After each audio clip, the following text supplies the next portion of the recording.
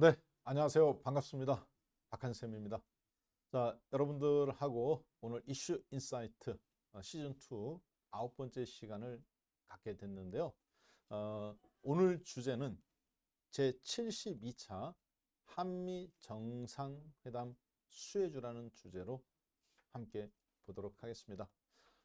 한미 정상회담이 끝난 지 지금 이제 3일이 돼가는 시점인데요. 오늘 방송을 이제 보시는 시청자 여러분들께서는 실질적으로는 이제 수요일 날 저녁이시기 때문에 저보다 하루 늦은 4일 차에 한미 정상회담 수혜주를 이제 보시게 될 건데요. 이번에 72차 한미 정상이 함께 만난 시간입니다. 제가 그런데 원래 이 주제를 하고 싶지는 않았어요. 그런데 왜 한미 정상회담? 보통 이제 주식은 한미 정상회담 하기 전에 적어도 일주일 전에서 3, 4일 전, 그리고 끝나자마자 바로, 그러니까 옆에서 호떡 굽는 것처럼 호떡 딱 굽면 바로 먹어야 맛있잖아요. 주식은 원래 그런 겁니다. 그러니까 준비된 자에게 주는 수익인데 지금 4일이 지났어요. 토요일 날 발표하고, 그리고 월요일, 화요일, 지금 현재 화요일 날 녹화하고 있고요. 오늘 25일, 내일 26일 날 저녁 때 10시에 방송되면 벌써 일요일 날까지 하면 4일이 지난 시점입니다. 자, 그런데 제가 왜 이 주제를 하냐면 제가 어떤 자료를 준비하기 위해서 한번 다 리서치라든가 쭉 나온 거를 봤더니 이거를 집중적으로 다룬 애널리스트가 대한민국에 한 명도 없습니다. 그래서 저는 유튜브에는 당연히 올라가 있다고 봤어요. 근데 사실은 제대로 된 자료가 거의 없다시피 했습니다. 그래서 제가 한번 그 자료들을 집중적으로 정리 겸, 그리고 지난주에 방송했던 게 있습니다. 이거 한미 정상회담 막 나왔어. 실시간으로 그때 저희 방송으로 녹화를 TV 방송에서 제가 내보낸 게 있거든요. 토요일 날 아침에 그 부분들 자료들하고 같이 조합해서 미리 준비했던 거, 정상회담 하기 전에 준비했던 거, 그다음에 정상회담 막 발표하고 나서 바로 토요일 날 방송했던 거, 그리고 오늘 그 두 개를 조합해서 앞으로 어떤 종목들이 수혜주고, 그리고 여러분들은 어떻게 이걸 어떤 관점에서 바라봐야 되는지, 즉 인사이트, 통찰력이죠. 어떤 게 진짜 수혜주인지 함께 보도록 하겠습니다. 특히 남북 정상회담 수혜주가 끝났느냐 안 끝났느냐가 앞으로 중요한 주식 하시는 분들한테 관점일 것 같은데요. 그 부분들하고 우리나라 산업 구조에서 바이든 대통령이 갖고 있는 생각들에 대해서 집중적으로 살펴보는 시간 갖도록 하겠습니다. 먼저 이번에 이제 남북 정상회담 지난번에 2018년도 판문점에서 한 이후에 이제 우리나라 한미 정상회담은 트럼프 대통령과 싱가포르 회담 이후 이번에 대통령이 된 바이든 대통령 작년도 11월에 당선되셔서 그리고 이제 1월에 최종적으로 확정이 되셨고, 그리고 저거가 되셨죠. 이번에 그러니까 이제 1월, 2월, 3월, 4월, 5월 겨우 5개월밖에 되지 않은 정말 따끈따끈한 힘이 있는 대통령이에요. 앞으로 문재인 대통령께서는 이제 얼마 남지 않으신 레임덕이 발생하고 있는 상황이고 국내에서 자, 이 두 분이 이제 이렇게 만나셨는데 이번 회담은 꽤 만족할 만한 회담이라고 보여집니다. 왜냐하면 원래 예정되어 있던 정상 간의 미팅은 20분이었는데요. 17분이 더 늘어서 37분간 했습니다. 보통 정상 간의 회담은 시간으로 이게 잘 되고 있는지 아닌지 보통 그렇게 하거든요. 자, 그런데 대통령들께서 이번에 이 정상회담 하기 전에 이건 이제 주요 의제라고 그럽니다. 워낙 바쁘신 분들이잖아요. 그래서 시간이나 이런 것들이 거의 분단위로 다 쪼개져 있습니다. 자, 그런데 이 두 분께서 만나시기 전에 그 아래 비서진들이 다 준비를 하는 거거든요. 회담하기 전에 중요한 의제가 4가지가 있었습니다. 그런데 회담 끝나고 나서 그 4가지 중요한 의제에서 바뀐 게 있느냐? 바뀐 게 없어요. 그것도 4가지예요. 제가 회담하기 전에 준비했던 자료입니다. 그래서 예상 의제라고 이렇게 나와 있었죠. 자, 그리고 이제 위에 스케줄, 대통령의 스케줄이 21일, 22일 한국으로 오는 거라든가 이런 것들이 쭉 준비되어 있었는데 만나시기 전에 중요한 의제가 4가지가 있었는데 그 첫 번째가 쉬운 것부터 본다면 코로나 백신에 대한 부분이었습니다. 그래서 백신 스와프가 체결될 거다라는 거. 우리나라의 기술 이전이라든가 한국의 이 이제 CMO 업체, 위탁 생산을 할 수 있는 바이오 시밀러 업체인 셀트리온이나 삼성 바이오로직스나 그리고 SK 케미칼이나 이런 회사들한테 백신을 생산을 위탁할 것이다. 왜 위탁할 수밖에 없느냐? 아스트라제네카 유럽에서 지금 고령화 이후에 못 맞히고 있죠. 고령 65세 이상만 맞지 젊은 층한테 못 맞춰요. 혈전 문제 때문에. 그 다음에 또 여러분들도 잘 아시는 몇몇 백신에 대해서는 물백신 논란이 나아가면서 사실 접종이 중단되고 있는 상태죠. 할 수 있는 것은 화이자하고 모더나밖에 없어요. 자, 그런데 이 두 가지 중에서 모더나가 지금 부작용이 가장 적습니다, 사실. 문제는 백신이 한 번 맞으면 영원히 안 맞는 게 아니라 계속 접종을 해줘야 돼요. 2년에 한 번이나 1년에 한 번씩. 감기 독감 백신처럼. 계속 생산을 해야 되는 문제를 안고 있습니다. 그런데 원래 아스트라제네카나 이런 쪽에서 계속 같이 공급을 받아야 되는데 각 나라가 부족하죠. 다음 연도에 부족 현상이 또 나올 수도 있습니다. 그러면 그 공장을 1년 만에 지을 수가 없잖아요. 그래서 위탁 생산을, 그러니까 바이오시밀러를 잘 만들어낼 수 있는 카피약, 생물학적인 카피약을 잘 만들어낼 수 있는 삼성 바이오로직스나 셀트리온이 전 세계 1, 2, 3위 업체가 한국에, 이 3위 중에 2개가 한국에 있어요. 그렇죠? 생산량으로 보면. 자, 그래서 그 부분이 중요한 기술적 의제가, 참 협상 의자가 될 거라고 보고 있습니다. 왜냐하면 백신이라고 썼지만 사실 뭐예요? 안보죠. 안보 공동체만 할 수 있는 부분이란 말이에요. 왜? 중국이나 북한한테 백신 주지 않잖아요. 자, 그 다음 두 번째, 반도체하고 배터리. 그 다음에 여기 이제 현대자동차까지 포함해서 약 40조 원 정도를 미국 공장 제조업에 투입해 주는 부분. 이 부분은 여러분들이 이따 제가 한번 다뤄보도록 하겠습니다. 그리고 이제 미국, 호주, 일본, 인도 이렇게 이걸 쿼드라고 그럽니다. 쿼드. 이 네 개의 사각 체제의 안보 협력체가 만들어져서 중국을 대항하는 쪽. 이 부분이 한 쿼드 플러스 알파. 한국, 대만 이렇게 해서 쿼드 플러스 알파가 6국가가 될 거다. 이게 결국은 참여를 하는 순간 우리나라는 누구하고 적이 되나요? 그렇죠. 중국하고 적대시가 됩니다. 중국은 대한민국의 35%의 무역량, 35.6%, 실질적으로 40%의 무역량을 차지하고 있는 나라예요. 중국 수출길이 막히면 우리나라는 굉장한 압박감에 쌓일 수밖에 없습니다. 그 대표적인 예가 사드였죠. 그래서 이 부분이 우리나라한테는 사실 껄끄러운 부분이었는데 다행스럽게 바이든 대통령께서 이 부분에 대해서 그렇게 쪼우지 않았습니다. 이번에 중요 의제로서 그렇게 다루지는 않았어요. 한국한테 충분히 시간을 저는 줬다고 봅니다. 그리고 마지막으로 이게 이제 잘못하면 이제 정말 골치 아플 수 있는 한반도 비핵화의 문제였습니다. 예전에 트럼프 대통령과 그리고 김정은 국방위원장이 만나서 한반도 비핵화에 대해서 논했죠.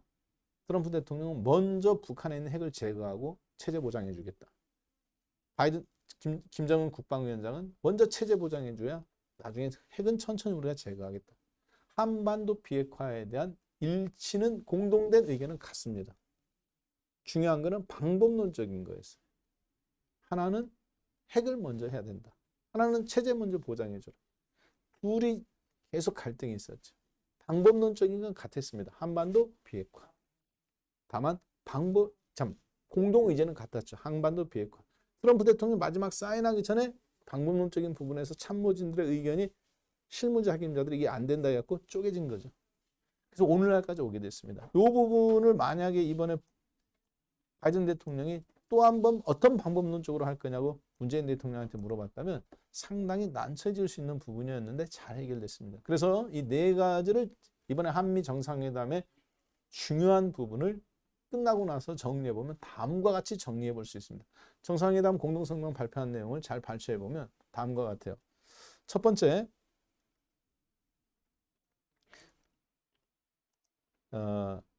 백신 부분입니다. 정서적 동맹으로서 안보에 대한 문제예요.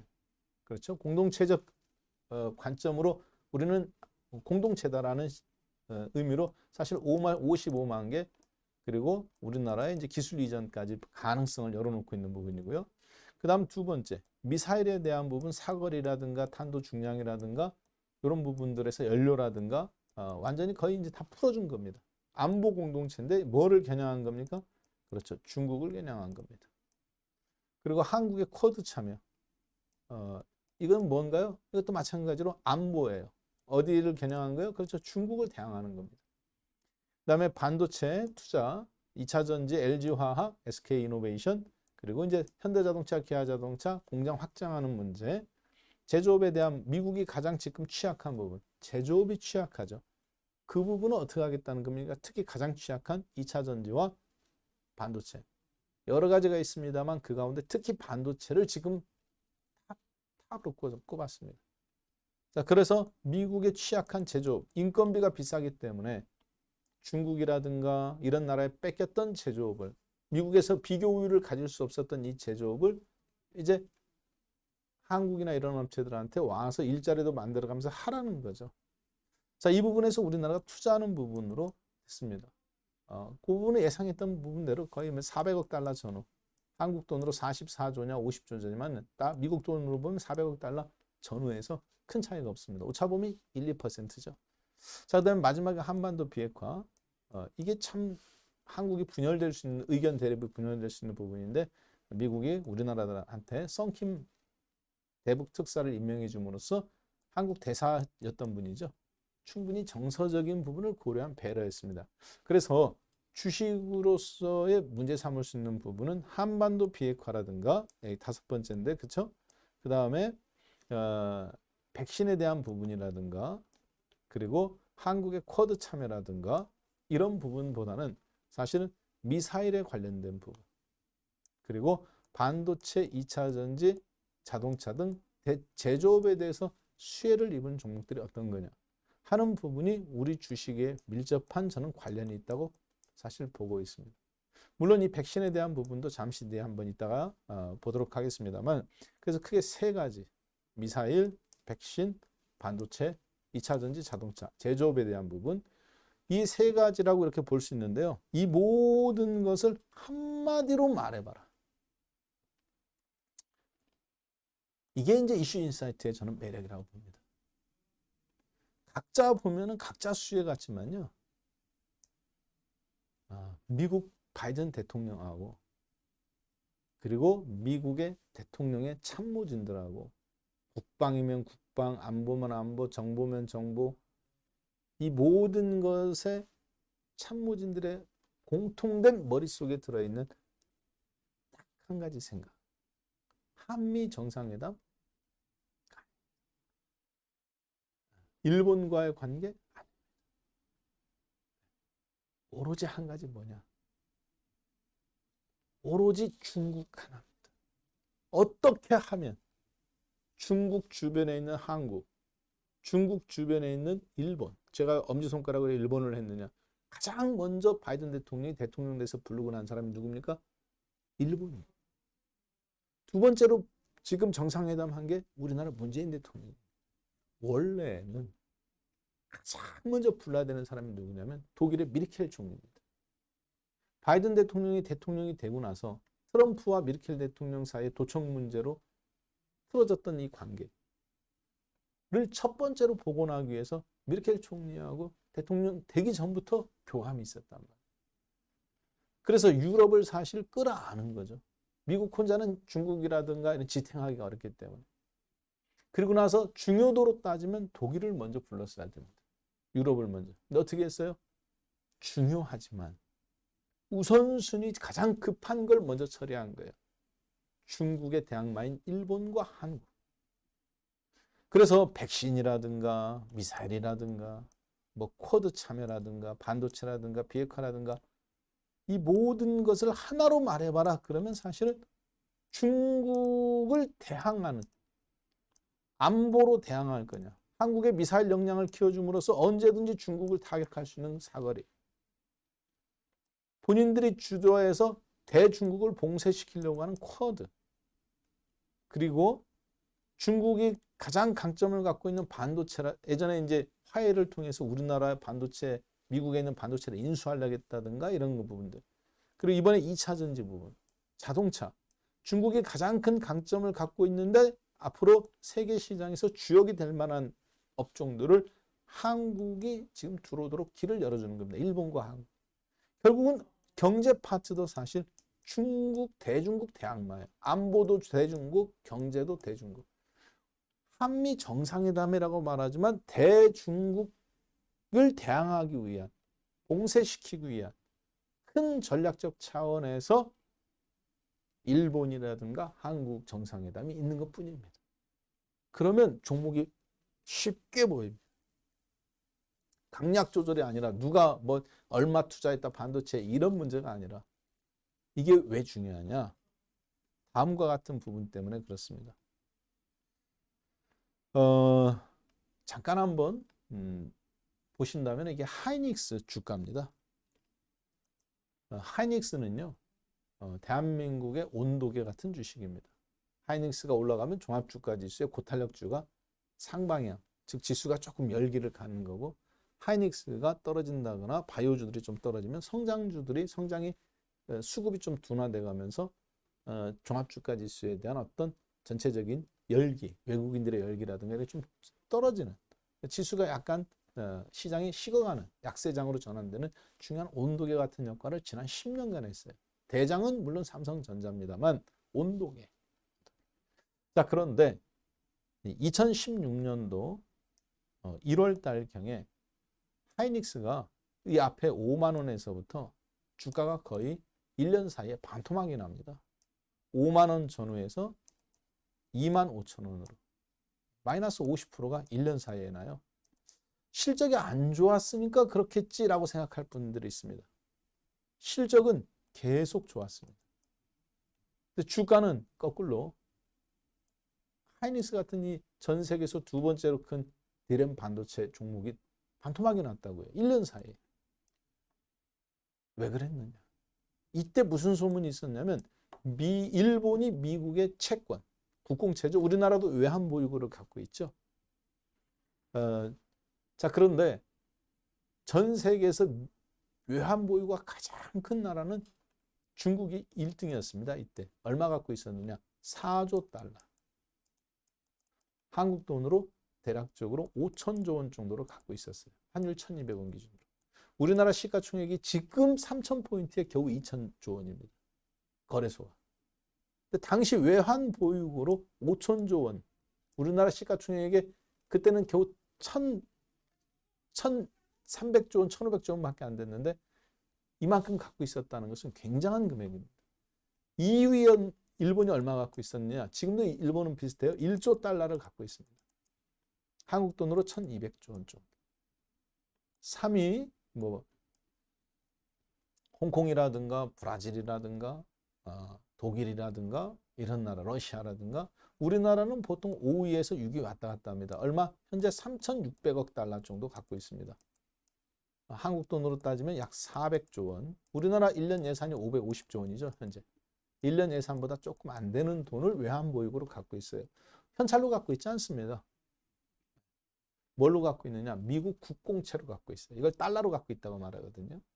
혹은 금이라든가 유로화라든가 다각화시켜서 갖고 있어요. 그렇지만 거의 대부분은 50% 이상은 거의 미국 국공채로 갖고 있습니다. 자, 문제는 뭐냐? 미국 국공채, 즉 국공채로 갖고 있다는 건 미국이 발행한 채권을 갖고 있는 거죠. 회사가 발행한 삼성전자가 발행한 회사채를 갖고 있다. 무슨 얘기입니까? 갖고 있는 사람이 채권자고 발행한 사람은 채무가 되는 거예요. 즉 중국이 미국의 최대 채권자가 되는 겁니다. 마치 산업은행이 혹은 우리은행이 IBK가 혹은 국민연금이 다른 회사 주식 채권을 갖고 있는 것처럼.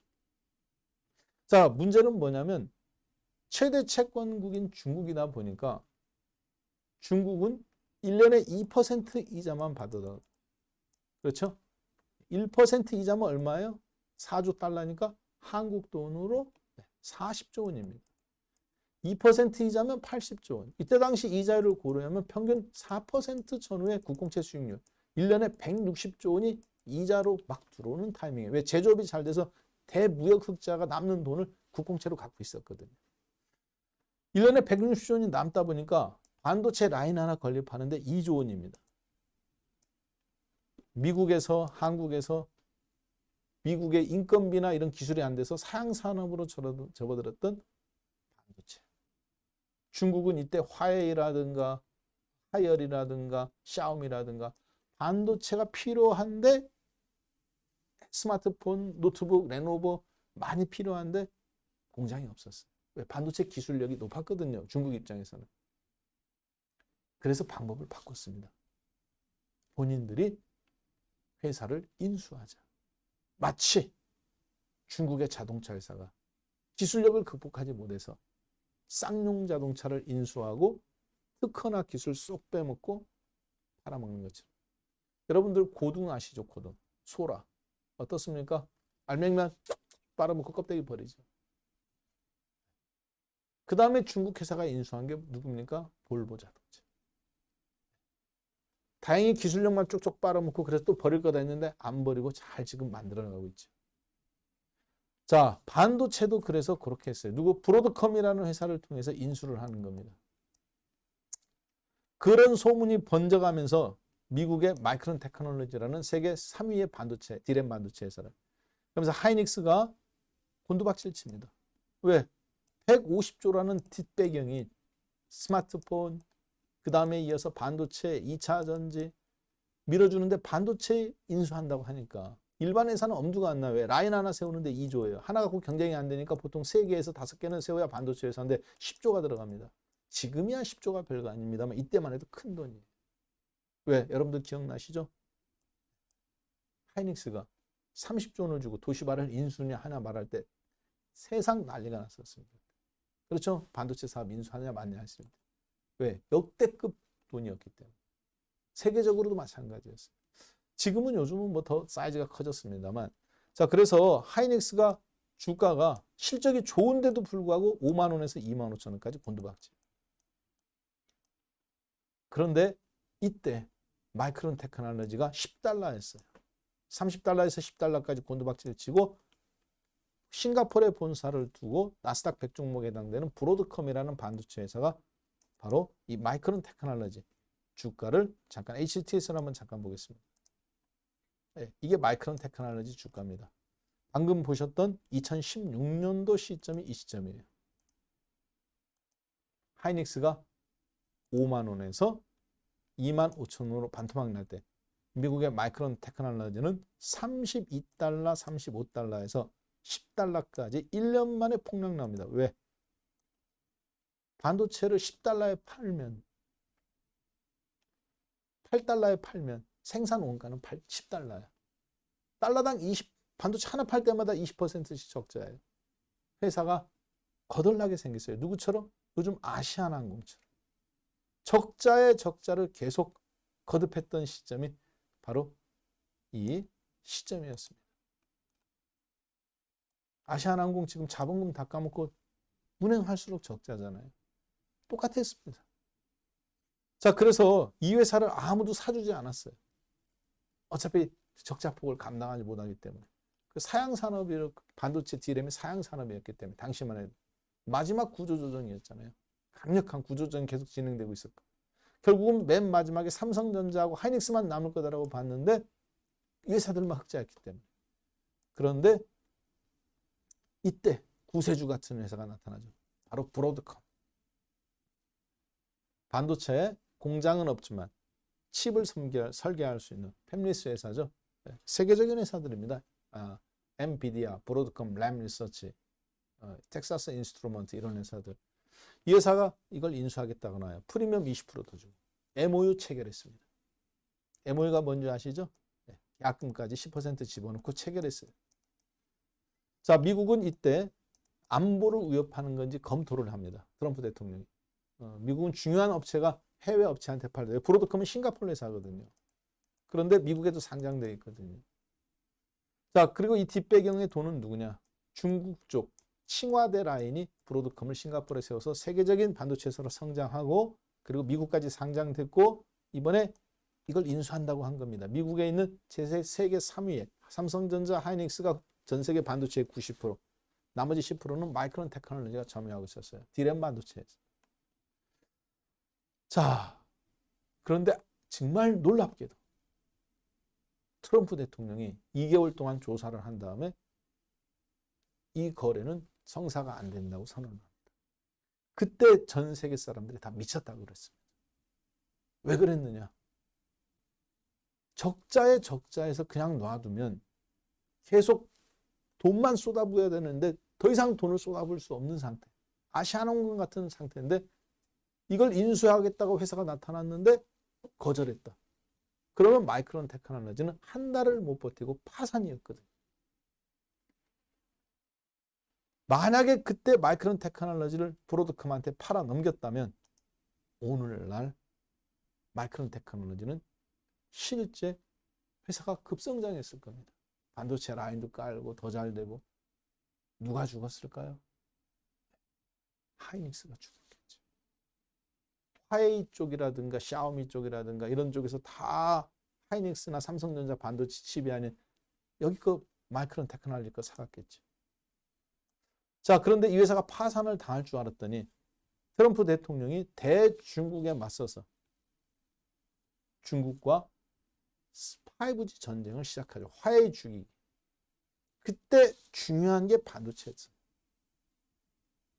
디램 반도체는 사실 어떻게 보면 메인은 아니었습니다. 스마트폰에 들어가는 어플리케이션 프로세스 칩이라고 하는 사람으로 따지면 뇌에 해당되는 건데 요것이 중요했거든요. 그렇지만 그 바탕의 근간을 이루는 것들은 디램이든 비메모리든 반도체였어요.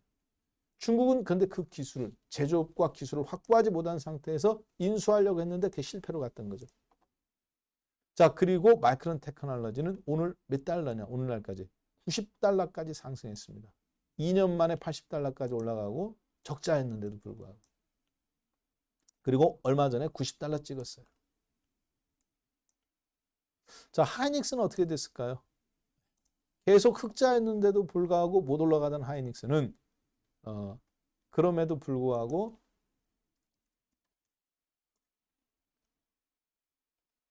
하이닉스 주가입니다. 2016년도 일봉으로 보는 게 맞겠죠? 2016년도에 아까 보셨던 25,000원, 5만 원에서 25,000원까지 내려갔다가 1년 사이에 흑자였음에도 불구하고 흑자가 더 늘어나고 있었어요. 줄어든 게 아니라. 그리고 이 주식은 마찬가지로 2년 동안 얼마까지 올라가느냐? 25,000원에서 400% 상승한 10만 원 전후까지 상승합니다. 물론 그 뒤로 흑자 폭도 대중국에 대항이 돼서 서방 업체들이 써가면서 400%가 올라간 실적도 좋아졌습니다만 이때도 실적은 계속 좋아지고 있었습니다. 중요한 거는 주식은 그 기업이 잘하고 못하고도 중요합니다만 한 나라의 정상, 특히 전 세계 패권을 쥐고 있는 바이든 대통령이나 혹은 푸틴 대통령이나 혹은 시진핑 국가주석이나 이런 사람들이 어떠한 관점으로 나라를 운영하느냐에 따라 업종 한두 개가 죽기도 하고 이렇게 살기도 하는 겁니다. 그게 우선이지 종목의 실적이나 이런 부분보다 저는 훨씬 더 우선한다고 봅니다. 자, 따라서 그러한 부분들을 고려해 봤을 때 진정한 수혜주라는 데서 저희는 한 번 더 깊이 있게 생각해 봐야 되는 저는 시간이 딱 지금이라고 보고 있습니다. 어쩌면 여러분들께서 이슈 인사이트를 보는 진정한 이유이기도라고 저는 판단됩니다. 물론 이번에 이런 한미 정상회담에서 대만의 TSMC라든가 그리고 우리나라 삼성전자라든가 미국의 부족한 반도체 공장을 들어가서 미국이 감당하지 못하는 인건비를 이 회사들이 대줘가면서 그 나라의 일반 업체들이 갖고 있죠. 미국은 전부 다 반도체 회사가 90% 이상이 팹리스예요. 즉 반도체 설계 능력만 가진 비메모리 반도체고 그것을 만들어주는 실행력, 즉 사람으로 따지면 근육, 팔, 다리, 몸이 움직이는 손발 같은 거. 뇌는 미국 브로드컴, 애플, 그리고 뭐 텍사스 인스트루먼트, 램 리서치, 엔비디아 이런 회사들입니다. 퀄컴. 자체적으로 반도체를 생산할 공장이 있느냐? 없습니다. 누가 그걸 만들어주냐? 팔다리 역할을 해가면서 만들어주는 걸 바로 대만의 TSMC.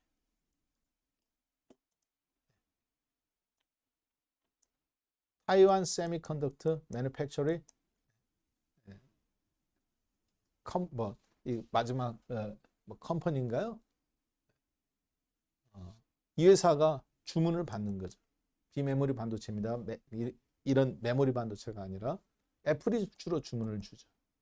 그러면 그거 갖고 그들이 설계한 대로 반도체를 만들어주는 거예요. 회로도대로 해서 찍어서. 그러면 그걸 뭐라고 그러느냐? 전자업체에서는 OEM 방식이잖아요. 반도체는 이걸 파운드리라고 그럽니다. 세계 1위예요. 60%에서 50% 선상 점유하고 있습니다. 삼성전자는 메모리 반도체 시장의 50% 이상 67% 가까이 점유하고 있지만 실질적으로 파운드리 쪽은 16%밖에 점유하지 못합니다. 원래는 이것도 1등이었어요. 여기 TSMC보다 2017년도까지. 그런데 스마트폰에서 돈이 워낙 많이 남으니까 이쪽 이거 뭐 별거 있겠어 하고 등한 쉬었다가 사실은 지금 3년 정도 역전당하고 지금 절치부심해서 지금 이쪽 파운드리 쪽, 비메모리 쪽도 계속 늘리고 있는 형국이죠. 인텔은 하려고 했지만 실패했습니다. 그래서 인텔 회사 주가가 반토막이 났어요. 사실 지난 1년간. 왜? 본인들이 TSMC한테 줬는데 30% 정도 마진율을 줘야 되다 보니까 내가 직접 해야 되겠다 했는데 시간만 날려먹고 실패했습니다. 그리고 이번에 다시 한다고 그러죠. 얼마? 200억 달러 투자해서 한국 돈으로 22조. 근데 실제 전 세계에서 필요한 하이 퀄리티 핸드폰이라든가 노트북이라든가 이런 데 필요한 앞으로 지금 대중화가 쓰고 있는 비메모리 반도체 칩은 10나노입니다. 나노 마이크로인데 인텔 요즘은 이제 대만하고 한국은 7나노까지 지금 쓰고 있어요. 이번에 미국 공장은 여기는 5나노 투자한다고 그러죠. 미국 공장에. 한국은 3나노 공정 과정 하냐 마냐예요. 2, 3년 뒤면은 대만은 5나노, 한국은 3나노. 대만을 따라잡기 위해서. 그러니까 이런 기술력이 되는 거예요. 작을수록 더 잘, 회로도는 똑같지만 그걸 작은 쪽에다가 구현, 아주 미세한 데다가 그러니까 소위 손바닥에 지금 제가 박한샘 이름 쓰는 거하고 머리카락에다가 박한샘 이름 쓰는 거하고 어떤 게 어렵겠습니까? 머리카락은 훨씬 어렵죠. 작을수록 더 기술력입니다.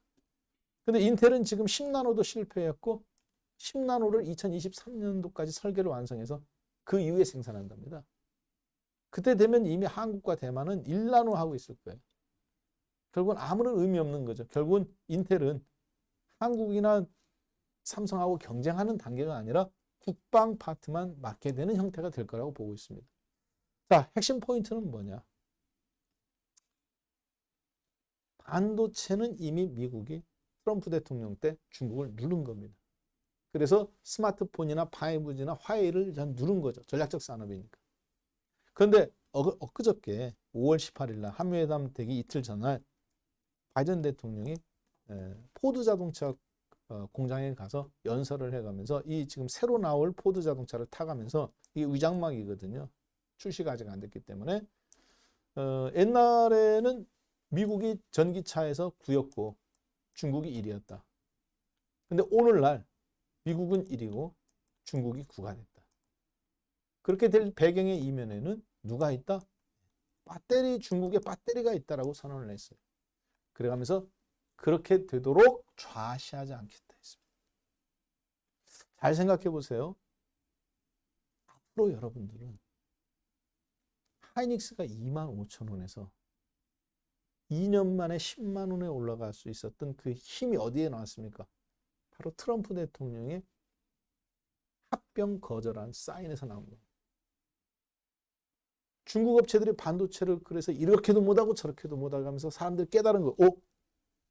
반도체가 디램 반도체가 사양 산업인 줄 알았는데 미국 입장에서는 저걸 전략적 자산으로 보는 거예요. 그래 가면서 트럼프 대통령이 참모들이 한 게 있습니다. 뭐 했습니까? 중국산 스마트폰을 쓰지 말라고 했습니까? 아니면 샤오미, 화웨이, 샤오미, 오포 이런 중국산 스마트폰을 쓰지 말라겠습니까? 아니면 5G 칩에 들어가는 화웨이 칩만 쓰지 말라겠습니까? 그렇죠. 핸드폰에 들어가는 5G 칩만 쓰지 말라고 한 거죠. 자, 핸드폰을 쓰지 말라는 거하고 칩을 쓰지 말라는 거하고는 다른 개념입니다. 핸드폰을 쓰지 말라고 하면 자유무역주의에 있어서 훼손하는 거죠. 그런데 1등 기업인 화웨이가 주도하고 있는 중국판 5G 반도체 칩, 그전 이 칩을 쓰지 말라고 하는 것은 일반인들이 그 칩을 만들어서 집어넣지 못합니다. 애플, 삼성, 노키아 이런 회사들한테 중국산 화웨이 칩을 쓰지 말라는 거죠. 쓰면 가만 놔두지 않겠다는 간접적입니까? 일반 시민들이 느끼는 건 저항감이 없죠. 왜? 나는 샤오미든 뭐든 마음대로 쓰면 되잖아. 애플이든 삼성이든. 중요한 건 이 칩을 중국산을 쓰지 못하기 때문에 애플이나 이런 회사들 입장에서는 원가 경쟁력을 해야 되는 입장인데 어차피 다 안 쓰면 괜찮다는 거잖아요. 그래서 화웨이가 1년에 1억 대씩 팔아먹었던 핸드폰이 수출이 1억대, 내수가 1억대였는데 2021년대는 빵입니다. 뭐가? 수출이 빵이에요. 1억대. 성공했죠. 그래서 반도체까지 아예 문을 닫아버리게 만드는 거죠. 자, 바이든 대통령이 그런데 이번에 얘기한 거 뭡니까? 전기차 타지 말라고 했는 건가요? 중국의 BYD, 지리자동차 이런 거 중국산 전기차 타지 말라고 했나요? 전기차 타지 말고 테슬라나 포드 거만 타라, GM 거 아니죠. 전기차에 대해서는 한마디도 안 했습니다. 전기차 타지 말라고 안 했죠. 대신 뭘 하겠습니까? 중국산 배터리가 힘의 원천이라겠죠. 그렇죠. 반도체를 죽이니까 중국 가전시장이 성장하지 못하는 것처럼 배터리를 옥죄면 결국은 전기차가 팽창하지 못한다라는 똑같은 전략으로 가는 거예요. 이걸 깨달은 순간 여러분들은 뭐를 느끼셔야 되냐? 한국과 미국의 정상회담에서 보여준 바이든 행정부의 진정한 속내는 한미 우대 관계가 아닙니다. 오로지 중국을 대항할 일본과 한국과 인도, 중국을 눌러야 본인들이 그 패권 유지 정책이 계속 유지된다는 그 전략대로 가는 겁니다. 한국이 이뻐서, 일본이 이뻐서 아닙니다. 중국을 아래쪽에서 옥죄고 앞에서는 유럽이 옥죄고 인구수로는 중국의 쪽수가 인구수에서 나오니까 제조업의 파워가 거기서 나오니까 그리고 그 제조업에서 나온 무역수지 흑자 그 돈에서 나오는 파워가 중국을 큰소리치게 만드는 거니까 결국은 중국보다 인구가 더 빨리 성장하고 있는 그래서 5년 뒤, 10년 뒤면 중국을 인구에서 앞질른 인도 시장을 키워주고 있잖아요. 중국에 있던 제조업체들이 삼성, 현대 다 어디로 갑니까? 인도로 갔죠. 제조업의 파워, 인건비의 그 힘을 이쪽으로 돌려놓는 겁니다. 자, 그래서 바이든 대통령의 한미 정상회담은 속내를 확인한 거예요. 한국이나 북한, 한국이나 이게 중요한 게 아닙니다. 중국을 대항할 일본과 한국, 특히 반도체와 자동차 이런 데 배터리 강점이 있는 우리나라 입장에서는 바이든 대통령이 트럼프 대통령의 화해에서 그런 전략을 갖고 있다는 그 생각을 읽은 것이 정말 중요합니다. 자, 그래서 이 배터리 시장을 앞으로 억눌렀을 때 누가 수혜를 입을까요? 그렇죠. 여러분들 머릿속에는 단순히 LG화학이라든가 혹은 아니면 지금처럼 89만 원에 오늘 5월 25일 거래가 되고 있는 LG화학이 당장 수혜를 입을 거다. 아닙니다. 그러면 삼성 SDI가 당장 수혜를 입을 거다. 삼성 SDI가 시장이 그렇게 단순하지가 않습니다. 아니면 SK이노베이션이 당장 포드 자동차한테 하니까 당장 수혜를 입고 올라갈 거다. 그 우리가 생각하는 시간과 중국과 대항하는 시간이 다르다고 저는 보고 있습니다. 현재 당장 수혜를 입는 것은 미사일 사거리 제한이 풀어진 이런 종목들이 당장 수혜를 입습니다. 국방산업체. 왜? 한국 내에서 북한하고 싸우라고 하는 거 아니죠. 한국의 미사일 사거리를 풀어줬잖아요. 이번에. 자, 정확하게 말하면 바로 이겁니다. 엄밀한 의미에서 본다면 우리나라가 이번에 미사일에 대한 부분은 사거리 180km에 500km로 제한됐던 1979년도 양해각서에 따라서 제한을 받고 있었는데 탄두 중량 500kg 이상은 만들 수 없다. 이거는 2017년도에 3차 개정안에서 이미 탄두 중량 무제한 거리로 무제한 중량으로 바꿔가면서 탄두 용량에 대한 즉 폭탄의 위력에 대한 부분은 2017년도에 끝났습니다. 우리나라 마음대로 할 수 있어요. 그러면 사거리에 대한 부분 그거는 2012년도 2차 개정안 때 800km로 늘려줬습니다. 미국이. 자, 800km면 서해에 가서 북한, 중국한테 쏘든 동해로 가서 일본한테 쏘든 실제 1600km의 거리입니다. 연근해 지역에서는 한국이 마음대로 할 수 있는 거예요. 이번에 2020년, 21년 개정안에서 고체 연료까지 허락해 줬습니다. 고체 연료가 매우 중요하거든요. 그리고 미사일에 대한 사거리, 탄두 중량, 연료 제한 사실 다 풀어줬습니다. 그래서 한국이 소형화해서 핵탄두만 만들 수 있으면 ICBM, 대륙간 탄두 미사일이죠. 요것만 못했지 사실 다 할 수 있는 거예요. 자, 중요한 건 뭐냐? 우리나라에서 북한 공격하라고 저거 풀어준 거 아닙니다. 누굴까요? 그렇죠. 중국에 대항해서 너희들이 타격을 할 수 있는 것까지 풀어줄 겁니다. 중국을 대항. 자, 덕분에 대중국에서 맞서 싸울 수 있는 자주포 만드는 한화 에어로스페이스. 옛날에 삼성 테크인이죠. 실적도 좋지만 급등 나오고 있죠. 그리고 LRG 넥슨 미사일입니다. 어뢰라든가. 어제 제가 토요일날 여러분들한테 방송을 해가면서 뭘 하겠습니까? 일요일날 저녁하고 일요일날 저녁 때 제가 개인 유튜브를 이렇게 운영하고 있어요. 여러분들 이제 뭐 처음 보시는 분도 있지만 한 3주밖에 되지 않았으니까 주식선생 박한샘이라고 해서 개인 유튜브 채널을 한 2, 3주 전부터 하기 시작했습니다. 자, 그런데 이 주식선생 박한샘에서 매주 일요일 밤 10시 반 야간 자율학습을 하는데 그때 토요일날 막 회담 내용을 정리해서 제가 중요한 내용들을 다룬 게 있는데 그때 관련주로서 다른 거 필요 없고 자동차 파트 2차전지 관련해서 전기자동차 파트 하나 그리고 또 하나는 당장 올라갈 수 있는 것은 미사일이라든가 이 국방산업에 대한 뷰를 옛날부터 바꾸지 않았는데 이 관점이 그대로 간다. 그런데 이것들이 한번 급등나기 심하다. 그래서 한번 팔았다가 다시 사라고 말씀드렸거든요. 추세적인 거죠. 자, 포인트를 말씀드리겠습니다. 그리고 이 지금 방송하는 자료를 우리 와우넷 게시판에 제가 올려놨습니다. 여러분한테 지금 보이는 이 자료 있죠? PPT 자료. 요거를 제가 우리 와우넷 홈페이지에다 올려놨어요. 와우넷 홈페이지 들어가신 다음에 베스트 파트너의 박한샘이 있습니다. 치면 이렇게 얼굴이 나와요. 자, 그런데 여기에 보시면 맨 아래 하단 부분에 홈페이지에 보면 맨 아래 이렇게 하단 부분에 게시판이 있습니다. 맨 아래. 그 게시판을 누르면 이슈 인사이트 게시판이 이렇게 있어요. 맨 아래. 이슈 인사이트 게시판을 누르면 지금처럼 이슈 인사이트 시즌2 9번째 72차 한미정상회담 PPT 자료가 여기 이렇게 올라가 있습니다. 이거 누르면 다운로드가 돼요.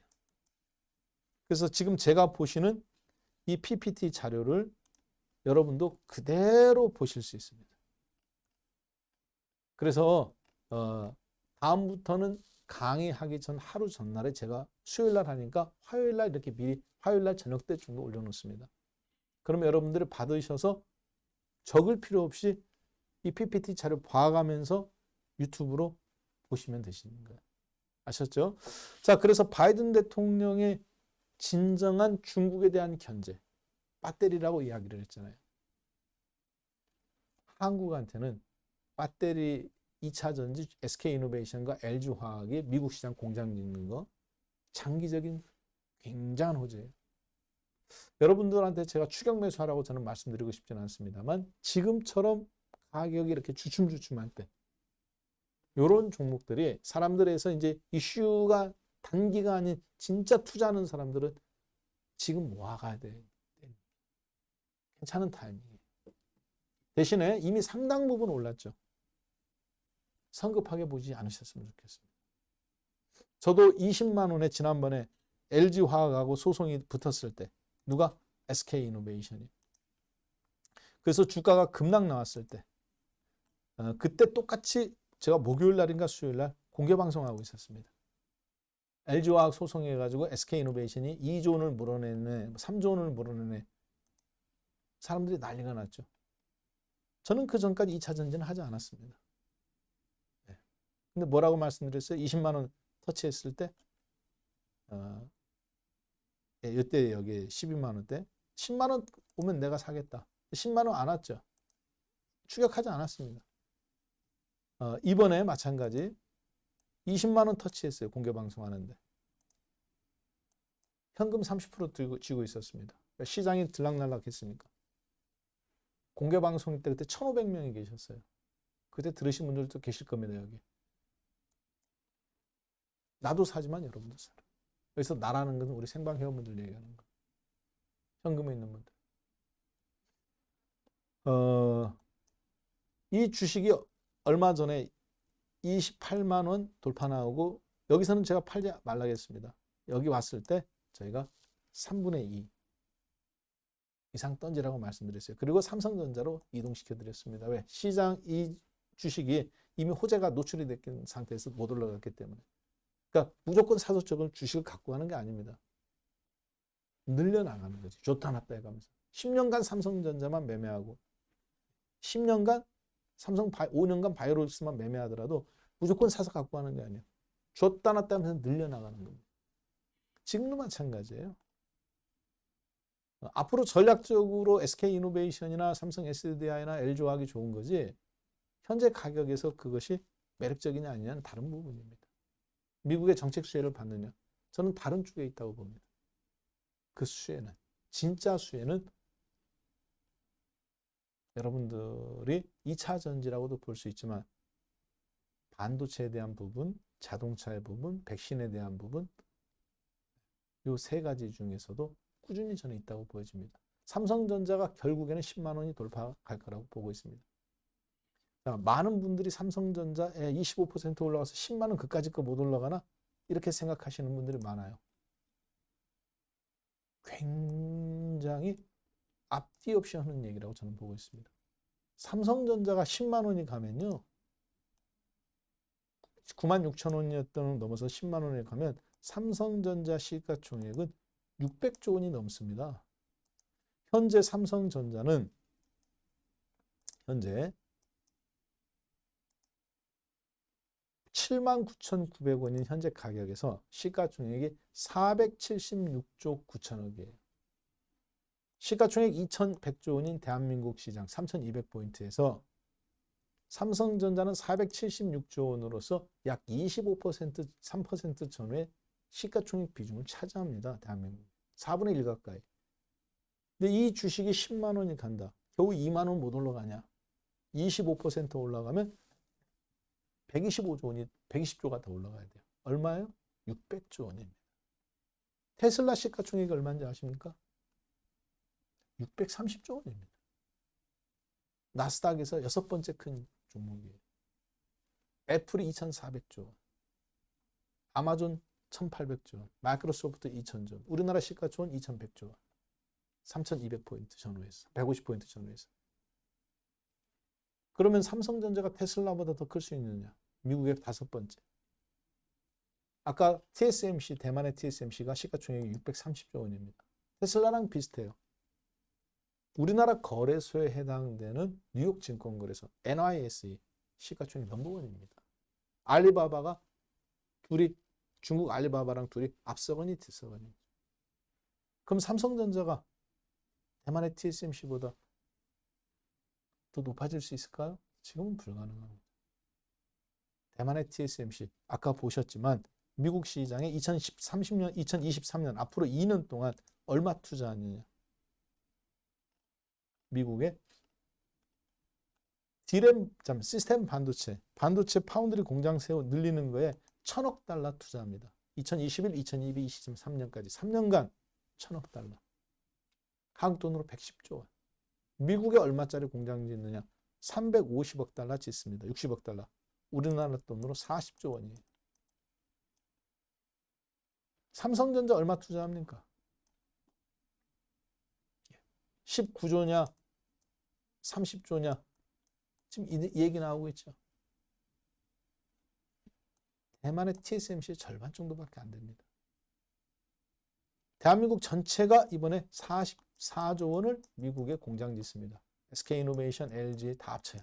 삼성까지. 대만의 TSMC 40조 원이나 환율 계산하면 똑같습니다. 차이 없어요. 40조, 40조. 매출액 50조 원, 450억 달러. 삼성전자 2020년 매출액 250억 달러, 250조 원. 5분의 1밖에 안 되는 대만의 TSMC가 순이익 부분에서는 삼성전자랑 비슷합니다. 20조 원에서 25조. 본인의 몸집보다 훨씬 큰 쪽을 1,000억 달러를 투자하겠다는 거잖아요. 혼자 하는 건가요? 아니죠. 돈을 대는 금융이라든가 관계 반도체 회사들이 있는 거죠. 퀄컴이라든가 뭐 애플이라든가 협력하는 형태가 될 겁니다. 삼성이 그런데 그 회사를 당장 이기고 10만 원이 간다? 3개월 내로? TSMC가 그러면 시가총액이 다시 800조 원으로 회복돼야 됩니다. 그래야 600조 원 갔을 때 이 내재 가치에 따른 그 갭 차이가 나오는 거예요. 여러분들이 그냥 삼성전자 10만 원 왜 못 가요? 차트가 돌파 났으니까 10만 원 간다. 그건 잘못된 생각입니다. 즉 한미 정상회담의 회담을 통해서 미국이 갖고 있는 한국에 대한 생각이라든가 그들이 한국에서 중요하게 여기는 거, 본인들의 부족한 부분을 채울 수 있는 게 반도체. 미국의 2차 전지 제조업 있나요? 없지요. 소재는 있지만 완제품 하는 데는 없어요. 전 세계에서 이 시장을 점유하고 있는 5개 회사가 있습니다. 비율로 따지면 중국의 CATL이 1등이죠. 테슬라와 손잡고 독일 베를린에 공장을 세운 회사. 전 세계 2차 전지 시장 점유율 27%인 LG를 누르고 현재 1등하고 있는 회사. 얼마 전에 1등이에요. 양으로 보면. 질적으로는 안 됩니다. 자, 중국의 이 CATL을 사실 겨냥한 거예요. 화웨이를 겨냥한 것처럼. 이 스마트폰에서. 그러면 미국의 반도체 2차 전지 회사가 없으니까 SK이노베이션, 이번에 포드에 납품하죠. SK이노베이션과 LG와 그리고 삼성 SDI. 폭스바겐이 각형 배터리를 파워데이 때 앞으로 쓴다겠습니다. 각형 만드는 회사는 CATL밖에 없습니다. 삼성 SDI가 각형합니다. LG화학과 SK이노베이션은 각형이 아니죠. 파우치형과 원통형입니다. 파나소닉, 테슬라에 납품하는 원통형입니다. 각형으로 배터리 만드는 데는 CATL밖에 없어요. 결국은 전 세계 시장에서 현재 자동차 1,100만 대를 1년에 판매 및 생산해가면서 넘버원인 폭스바겐이 파워데이라는 걸 2달 전에 발표해가면서 전기 자동차가 앞으로 자기네들 2030년까지 매출액의 60%, 즉 600만 대 이상은 전기차로 만들겠다는 선언을 했죠. 그래가면서 각형 배터리 쓴다니까 LG화학 쏟아져 내리고 SK이노베이션 쏟아져 내렸습니다. 특히 폭스바겐의 배터리를 공급하고 있던 LG화학 주가의 움직임이 떨어짐이 컸어요. 자, 이번에 근데 바이든 대통령이 그런 발언을 나왔는데 화웨이 제품 쓰지 말라고 했는데 캐나다 회사나 영국 회사가 자꾸 화웨이 거 갖다 쓴다. 말도 안 되는 얘기죠. 애플도 안 쓰고 있잖아요. 자, 그러면 폭스바겐이나 혹은 미국에 있는 자동차 회사들이 중국의 CATL 배터리 갖다 쓸 수 있을까요? 영국에 있는 회사들이 쓸 수 있을까요? 전기차들이? 불가능한 얘기입니다. 그 빈자리는 누가 메꾸고 있습니까? 결국 한국 업체들이 메꾸고. 배터리를 시작했지만 전기 자동차가 메꾸겠죠. 최대 수혜주는 결국 SK이노베이션이나 LG화학이나 삼성 SDI도 좋지만 현대자동차 그룹이 어떻게 보면 이 전기차 시장에서 앞으로 중국 쪽이 약진했던 그 빈자리를 현대자동차가 빠르게 채울 걸로 판단됩니다. 특히 빅테크 중심 애플이 플랫폼 빅테크를 갖고 있고 그리고 자동차 제조업을 하고 있던 현대자동차. 원래는 애플이나 이런 회사들이 누렸던 지위가 워낙 크기 때문에 플랫폼 업체가 결국은 자동차도 설계하고 개발하고 해서 기존의 전통적인 자동차 회사들을 잠식할 거라고 봤습니다. 애플이 손을 내밀었을 때 현대자동차는 단순히 폭스콘처럼 하청업체라고 생각했을 수도 있어요. 놀랍게도 현대가 거절했죠. 자, 이번에 바이든 대통령의 발언이라든가 그리고 현재 시장의 흐름으로 봐서는 현대자동차의 그 선택은 정말 잘한 선택이라고 판단됩니다. 왜 그러느냐? 모든 사람들이 다 끝났다고 보고 있어요. 애플과 소프트웨어 플랫폼을 갖고 있는 애플과 자동차 제조회사인 현대자동차의 협력 관계가 사실 끝났다고 보고 있지만 제가 봤을 때는 이제 겨우 시작. 원래는 다 이런 거였지만 현대자동차가 자동차 제조 설계 즉 자율주행이라든가 혹은 자동차를 설계하는 능력에 있어서 애플과 대만의 TSMC, 애플의 어플리케이션 프로세스 칩을 하청받아서 만들지만 마진율이 30%나 되고 그 덕분에 시가총액 100조 원에서 시가총액 700조 원까지 클 수 있는 세계적인 기업이 되고 미국의 뉴욕 증권거래에서 시가총액 1위가 된 대만의 TSMC처럼 삼성을 누르고 지금 1등이죠. 인텔보다 2배 많아요.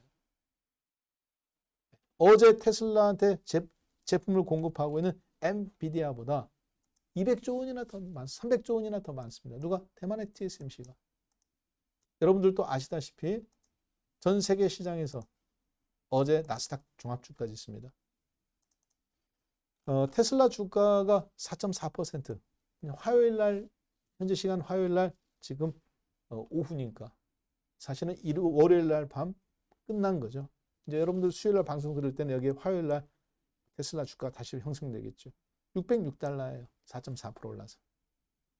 시가총액이 한 대략적으로 64, 24, 30조 원 정도 늘었겠네요. 670조 원 정도로 테슬라 시가총액이 약간 늘었을 것 같습니다. 그럼 제가 아까 말씀드렸던 것은 금요일 날 기준 5월이었기 때문에 자 그런데 그 두 번째 엔비디아 테슬라의 그래픽 카드라든가 자율주행 칩 설계 알파고 칩 설계하는 회사죠. 반도체 회사죠. 세계적인. 지금 신고점 근처입니다. 어제 4% 올랐어요. 이 엔비디아보다도 테슬라보다도 큽니다. 누가? 대만의 TSMC. 앞으로 이 자동차 시장은 그래서 전기차 시장은 결국은 이런 소프트 파워를 갖고 있는 인텔이라든가 참 애플이라든가 구글이라든가 마이크로소프트라든가 이런 회사들 중심으로 지배당하는 것이 아니라 우리나라 현대자동차는 플랫폼을 갖고 있어요.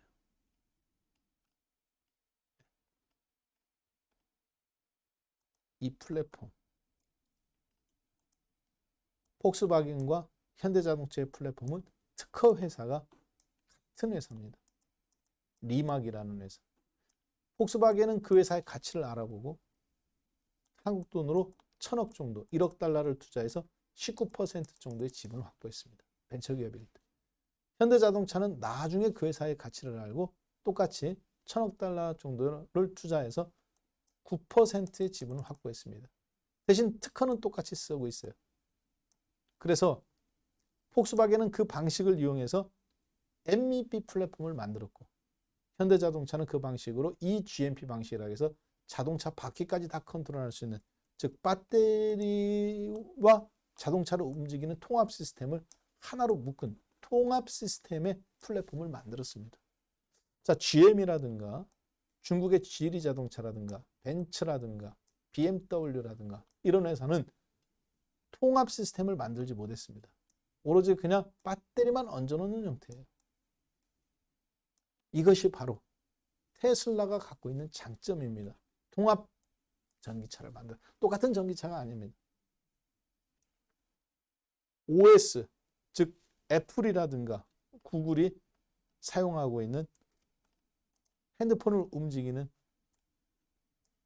안드로이드, 지금 우리나라 삼성이나 중국이나 전부 다 안드로이드 소프트웨어를 이용하죠.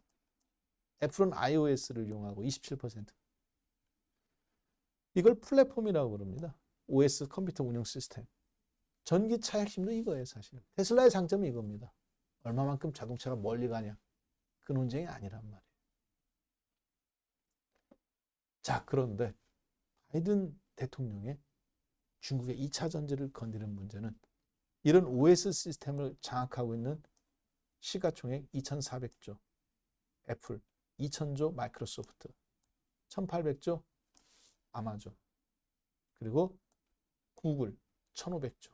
이런 회사들한테 사실은 그럼 자동차 업체를 마음대로 하청업체처럼 중국을 이용해서 쓸 수 있을 거라고 생각했는데 한국과 중국을 경쟁시켜가면서 이번에 바이든 대통령의 발언은 그들의 전략 속에 중국을 화해의 집처럼 쓸 수 없습니다. 오로지 삼성이라든가 대만의 TSMC, 즉 하이닉스와 삼성전자 D램 칩을 이용할 수밖에 없었던 것처럼 그런 기회가 우리나라 현대자동차나 기아자동차, SK이노베이션, LG와 SDI 이런 회사들은 지금 열리고 있는 거예요.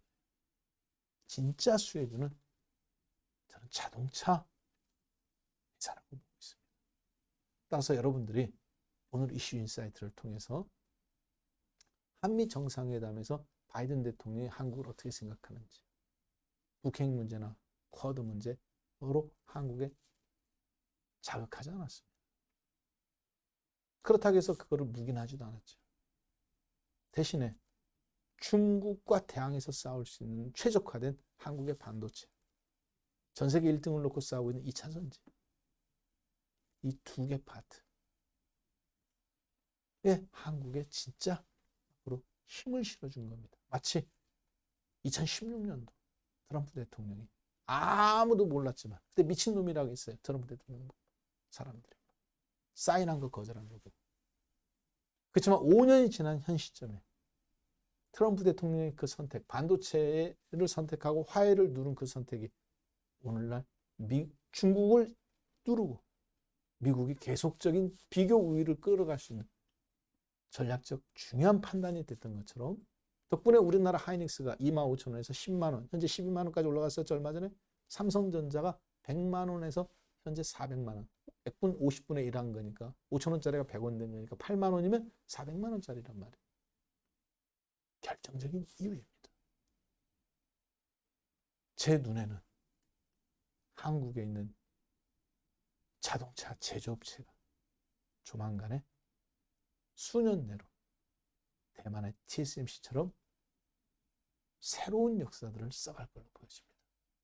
여러분들도 그 길을 이슈 인사이트를 통해서 해답을 찾으시길 바라겠습니다. 제가 시간이 됐을 때 나중에 공개 방송에서 아까 우리 와우넷 홈페이지에 자료에다 올려놓은 그 PPT 있죠?